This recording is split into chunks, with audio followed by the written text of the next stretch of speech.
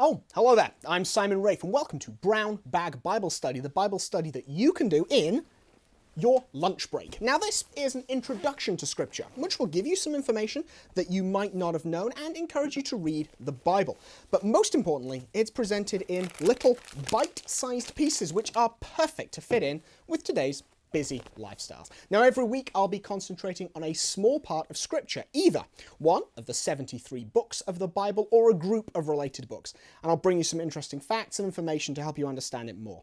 Now there's also some links to further reading, articles, books and what have you that'll help you learn to love sacred Scripture even more. This week, the only historical book in the New Testament, the book of Acts.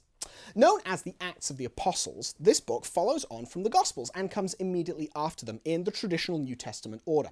Now, since antiquity, it has been believed that Luke wrote Acts as a sort of part two to his Gospel. Now, there really are no other candidates for the author of Acts. It opens with an explicit reference to the earlier work, the weight of tradition is behind it, and textual and literary analysis all suggest the same author.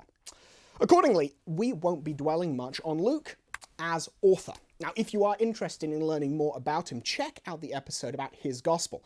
Suffice to say, however, Acts is in much the same vein as Luke's Gospel, a carefully researched, excellently written piece, logically laid out, written for the explicit edification of the Christian community. Now, within the New Testament, Acts is a unique piece of work because it is the only example of a pure history we have. Now, while the Gospels are historical books in the sense that they tell a historical story, providing a narrative of what happened, they are focused more on the saving mission of Christ rather than pure history.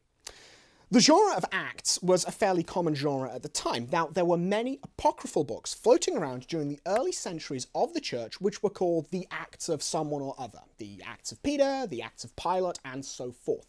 Now, all of these books were rejected as being unsuitable for reading at Mass and so didn't get included in the canon of the Bible.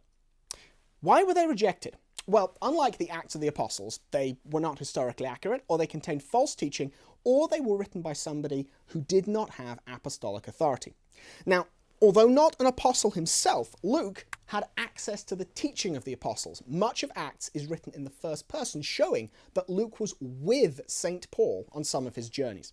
Luke was also a very careful historian, and he interviewed the apostles and Our Lady to get accurate information, as he says at the beginning of his Gospels and Acts.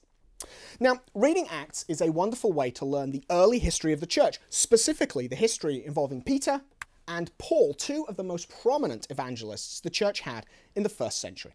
The narrative begins with the Great Commission to spread the gospel to the ends of the earth and ends with Paul in Rome, preaching and teaching the faith. The narrative journey is an idealized version of the history of the early church, and Luke does not make as much of the divisions and problems as Paul does within his letters. Now, the reason for this is obvious. Luke is writing a history to edify and encourage the Christians, and is covering a huge narrative, several years and thousands of miles of journeys. Paul's letters are, as we discussed before, written to specific people at specific times to address specific problems and concerns. They're also somewhat private documents, while Acts is public. This accounts for the difference in tone and focus. When we read Acts, we should be inspired by the zeal of the evangelists and the certainty they had of the truth of Christ and the success of their mission. While we can never be Peter or Paul, we can certainly try to emulate them in their tireless devotion. And of course, like any history of the church, the book is just a really exciting read, with dramatic and even amusing episodes, which will entertain as much as they edify. So, take a while to read the book of Acts. If you have time, check out the additional reading. Next week, we'll be returning to the Old Testament and taking a look at an unusual but very interesting group of texts, the Wisdom books. Until then, I'm Simon Rafe, and God bless.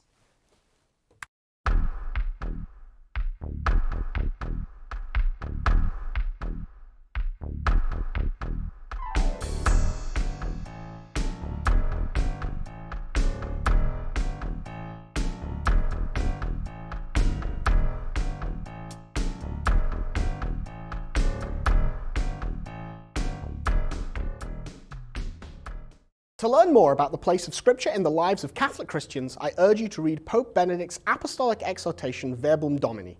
The Pope encourages all Catholics to read, learn, and love Scripture and to understand its relation to the Church. A link to this exhortation is included in the reading materials for every episode of Brown Bag Bible Study. Just click the link over there.